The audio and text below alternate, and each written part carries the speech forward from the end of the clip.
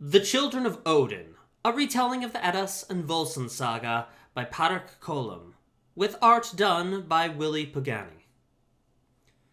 Iduna and her apples. How Loki put the gods in danger. In Asgard, there was a garden, and in that garden there grew a tree, and on that tree grew shining apples.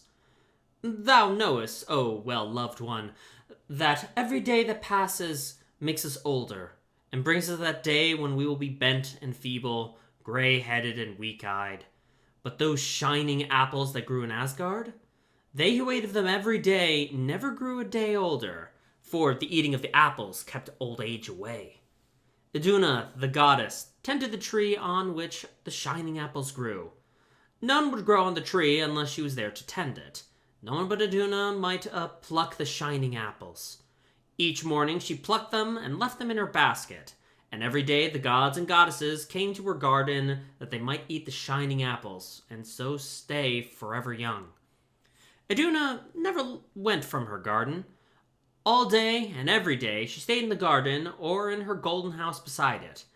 And all day and every day she listened to Bragi, her husband, tell a story that never had an end. But a time came when Iduna and her apples were lost to Asgard, and the gods and goddesses felt old age approach them. How that happened shall be told to thee, O well-beloved. Odin, the father of the gods, often went into the land of men to watch over their doings. Once he took Loki with him, Loki, the doer of good and the doer of evil. For a long time they went traveling through the world of men. At last they came near Jotunheim, the realm of the giants. It was a bleak and empty region. There were no growing things there, not even trees with berries. There were no birds, there were no animals. As Odin, the father of the gods, and Loki, the doer of good and the doer of evil, went through this region, hunger came upon them. But in all the land around they saw nothing they could eat. Loki, running here and running there, at last came upon a herd of wild cattle. Creeping up on them, he caught hold of a young bull and killed him. Then he cut up the flesh into strips of meat. He lighted a fire and put the meat on spits to roast. While the meat was being cooked, Odin, the father of the gods, a little way off, sat thinking on the things he had seen in the world of men. Loki made himself busy, putting more and more logs on the fire. At last he called to Odin, and the father of the gods came down to sit near the fire to eat the meal.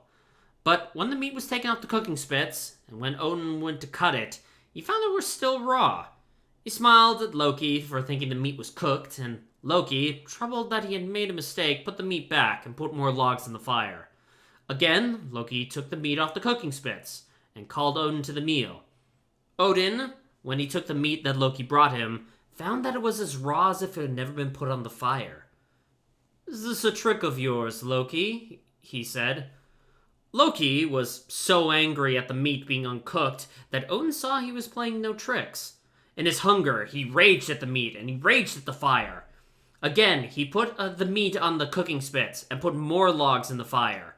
Every hour he would take up the meat, sure now that it was cooked, and every time he took it off, Odin would find that the meat was just as raw as the first time they put it on the fire. Now, Odin knew that the meat must be under some enchantment by the giants. He stood up and went on his way, hungry but strong. Loki, however, would not leave the meat that he had put back on the fire. He would make it be cooked, he declared, and he would not leave that place hungry.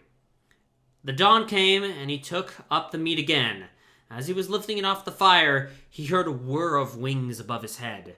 Looking up, he saw a mighty eagle, the largest eagle that had ever appeared in the sky. The eagle circled round and came above Loki's head. "Canst thou not cook thy food?" the eagle screamed to him. "I cannot cook it," said Loki. "I will cook it for thee, if thou wilt give me a share," screamed the eagle. "Come then, and cook it for me," said Loki. The eagle circled round until he was above the fire. Then, flapping his great wings over it, he made the fire blaze and blaze. A heat that Loki had never felt before came from the burning logs. In a minute, he drew the meat upon the spits and found that it was well cooked. My share, give me my share! The eagle screamed at him. He flew down, and seizing upon a large piece of meat, he instantly devoured it. He seized upon another piece. Piece after piece he devoured, until it looked as if Loki would be left with no meat for his meal. As the eagle seized upon the last piece, Loki became angry indeed. Taking up the spit upon which the meat had been cooked, he struck at the eagle. There was a clang as if he had struck some metal. The wood of the spit did not come away. It stuck to the breast of the eagle. But Loki did not let go on his hold on the spit. Suddenly, the eagle rose up in the air. Loki, who held to the spit, was fastened to the eagle's breast, was drawn up with him. Before he knew what had happened, Loki was miles and miles up in the air, and the eagle was flying him towards Jotunheim, the realm of the giants. And the eagle was screaming out, "Loki! Friend Loki, I have thee at last! It was thou that didst cheat my brother of his reward for building the wall round Asgard. But Loki, I have thee at last. Know now that Thassi the giant has captured thee, O Loki, the most cunning of dwellers in Asgard." Thus the eagle screamed as he went flying round with Loki toward Jotunheim, the realm of the giants. They passed over the river that divides Jotunheim from Midgard, the world of men. And now Loki saw a terrible place beneath him, a land of ice and rock. Great mountains were there. They were lighted by neither sun nor moon, but by columns of fire thrown up now and again through cracks in the earth or out of the peaks of the mountains. Over a great iceberg the eagle hovered. Suddenly he shook the spit from his breast, and Loki fell down on the ice. The eagle screamed out to him, "Thou art in my power at last, O thou most cunning of all the dwellers in Asgard." The eagle left Loki there, and flew within a crack in the mountain. Miserable, indeed, was Loki upon that iceberg. The cold was deadly. He could not die there, for he was one of the dweller of Asgard, and death might not come to him that way. He might not die, but he felt bound to that iceberg with chains of cold. After a day, his captor came back to him. Not as an eagle this time, but in his own form, Thassi the giant. "Wouldst thou leave thine iceberg, Loki," said he, "and return to thy pleasant place in Asgard? Thou dost delight in Asgard, though only by one half dost thou belong to the gods. Thy father, Loki, was the wind giant." "Oh, that I might leave this iceberg," said Loki, with tears freezing on his face. "Thou mayst leave it when thou showest thyself ready to pay thy ransom to me," said Thassi. "Thou wilt have to get me the shining apples that Iduna keeps in her basket." "I cannot get Iduna's apples for thee, Thassi," said Loki. "Then stay upon the iceberg," said Thassi the giant. He went away and left Loki there with the terrible winds buffeting him as the blows of a hammer. When Thassi came again and spoke to him about his ransom, Loki said, "There is no way to getting the shining apples from Iduna." "There must be some way, O cunning Loki," said the giant. "Iduna, though she guards well the shining apples, is simple-minded," said Loki. "It may be that I shall be able to get her to go outside the wall of Asgard. If she goes, she will bring her shining apples with her, for she never lets them out of her hand except when she gives them to the gods and goddesses to eat." "Make it so that she will go beyond the walls of Asgard," said the giant. "If she goes outside of the wall, I shall get the apples from her. Swear by the world tree that thou wilt lure Iduna beyond the walls of Asgard. Swear it, Loki, and I shall let thee go." "I swear it by Yggdrasil, the world tree, that I will lure Iduna beyond the walls of Asgard, if thou wilt take me off this iceberg," said Loki. Then Thassi changed himself into a mighty eagle, taking Loki in his talons, and flew him over the stream that divides Jotunheim, realm of the giants, from Midgard, the world of men. He left Loki on the ground of Midgard, and Loki went on his way to Asgard. Now, Odin had already returned, and he had told the dwellers in Asgard of Loki's attempt to cook the enchanted meat. All laughed to think that Loki had been left hungry for all of his cunning. Then, when he came to Asgard looking so famished, they thought it was because Loki had had nothing to eat. They laughed at him more and more, but they brought him into the feast hall and gave him the best of food with wine out of Odin's wine cup. When the feast was over, the dwellers in Asgard went to Iduna's garden, as was their wont. There was Iduna in the golden house that opened on her garden. Had she been in the world of men, everyone who saw her would have remembered their own innocence, seeing one who was so fair and good. She had eyes blue as the blue sky, and she smiled as if she were remembering lovely things that she had seen or heard. The basket of shining apples was beside her. To each god and goddess, Iduna gave a shining apple. Each one ate the apple given, rejoicing to think that they would never become a day older. Then Odin, the father of the gods, said that the runes that were always in praise of Iduna, and that the dwellers in Asgard went out of Iduna's garden, each one going to his or her own shining house. All went, except Loki, the doer of good and the doer of evil. Loki sat in the garden, watching fair and simple Iduna.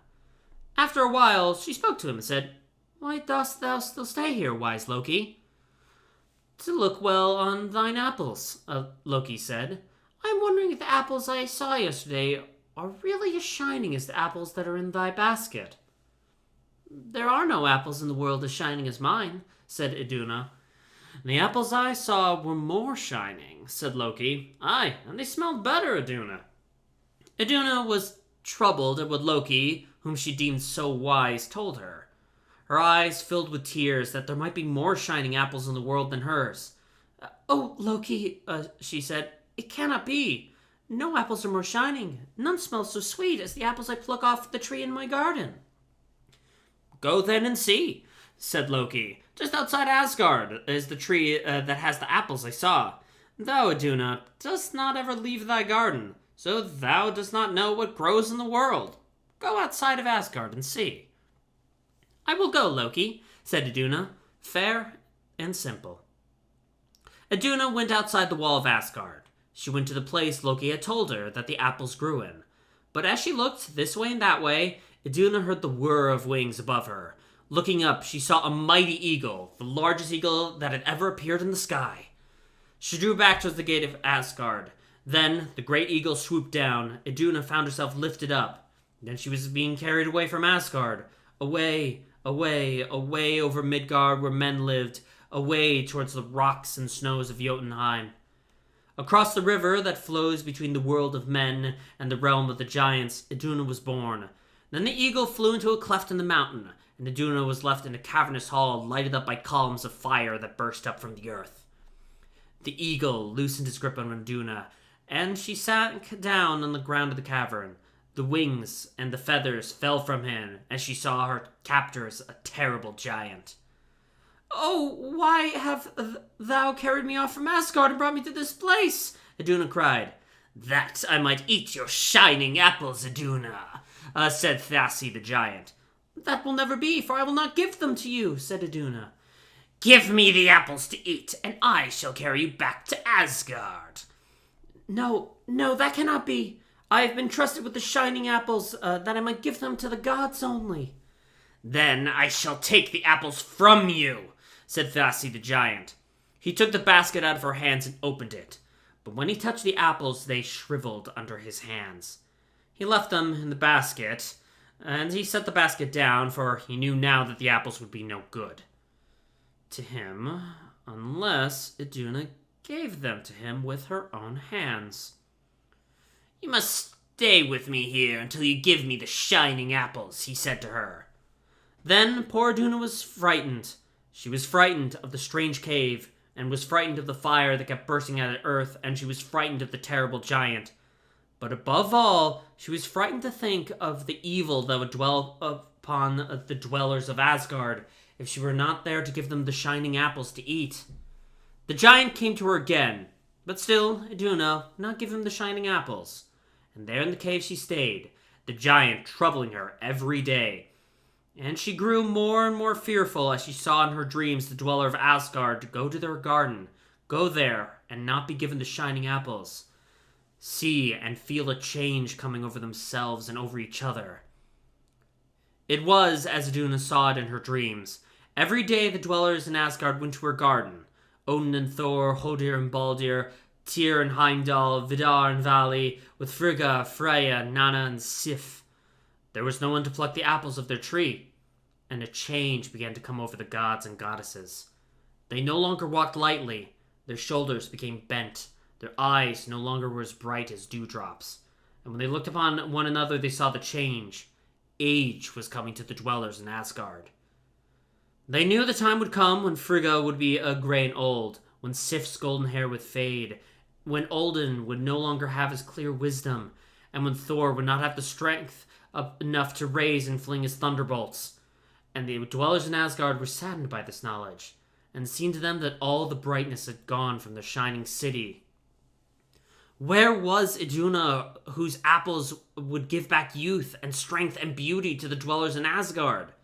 The gods had searched for her through the world of men. No trace of her did they find. But now Odin, searching through his wisdom, saw a means to get the knowledge of where Iduna was hidden. He summoned his 2 ravens, Hugin and Munin, the 2 ravens that flew through the earth and through the realm of the giants, and that knew all things that were past and all things that were to come. He summoned Hugin and Munin, and they came. One sat on his right shoulder, and one sat on his left shoulder. And they told him deep secrets. They told him Thassi, and of his desire for the shining apples that the dwellers in Asgard ate, and of Loki's deception to Iduna, the fair and simple. What Odin learned from his ravens was told to the council of the gods. Then Thor the strong went to Loki and laid hands upon him. When Loki found himself in the grip of the strong god, he said, "What wouldst thou with me, O Thor? I would hurl thee into a chasm in the ground, and strike thee with my thunder," said the strong god. "It was thou who didst bring it that Iduna went from Asgard." "Oh, Thor," said Loki, "do not crush me with thunder. Let me stay in Asgard. I will strive to win Iduna back." "The judgment of the gods," said Thor, "is that thou, cunning one, shouldst go to Jotunheim, and by thy craft win Iduna back from the giants. Go, or else I shall hurl thee into a chasm and crush thee with my thunder." "I will go," said Loki. From Frigga, the wife of Odin, Loki borrowed the dress of falcon feathers that she owned. He clad himself in it, and flew to Jotunheim in the form of a falcon. He searched through Jotunheim till he found Thiassi's daughter, Skadi. He flew before Skadi, and he let the giant maid catch him and hold him as a pet. One day, the giant maid carried him to the cave where Iduna, the fair and simple, was held. When Loki saw Iduna, he knew that part of his quest was ended. Now he had to get Iduna out of Jotunheim and away to Asgard. He stayed no more with the giant maid, but flew up to the high rocks of the cave. Skadi wept for the flight of her pet, but she ceased the search and call and went away from the cave. Then Loki, the doer of good and the doer of evil, flew to where Iduna was sitting and spoke to her. Iduna, when she knew that one of the dwellers in Asgard was near, wept with joy. Loki told her what she was to do. By the power of a spell that was given to him, he was able to change her into the form of a sparrow. But before she did this, she took the shining apples out of her basket and flung them into places where the giant would never find them. Skadi, coming back to the cave, saw the falcon fly out with the sparrow beside him. She cried out to her father, and the giant knew that the falcon was Loki and the sparrow was Iduna. He chained himself into the form of a mighty eagle. By the time the sparrow and falcon were out of sight, but Thiassi, knowing that he could better flight than they, flew towards Asgard. Soon he saw them. They flew with all the power they had, but the great wings of the eagle brought him nearer and nearer to them. The dwellers in Asgard, standing on the wall, saw the falcon and the sparrow with the great eagle pursuing them. They knew who they were, Loki and Iduna, with Thiassi in pursuit. As they watched the eagle winging nearer and nearer, the dwellers in Asgard were fearful that the falcon and the sparrow would be caught upon, that Iduna would be taken again by Thiassi. They lighted great fires upon the walls, knowing that Loki would find a way through the fires, bringing Iduna with him, but that Thiassi would not find a way. The falcon and the sparrow flew towards the fires. Loki went between the flames and brought Iduna with him. And Thiassi, coming up to the fires and finding no way through, beat his wings against the flames. He fell down from the wall, and the death came to him afterwards, was laid to by Loki. Thus, Iduna was brought back to Asgard, Once again she sat in the golden house that opened to her garden, and once again she plucked the shining apples off the tree she tended, and once again she gave them to the dwellers in Asgard. And the dwellers in Asgard walked lightly again, and brightness came to their eyes and to their cheeks. Age no more approached them, youth came back, light and joy were again in Asgard.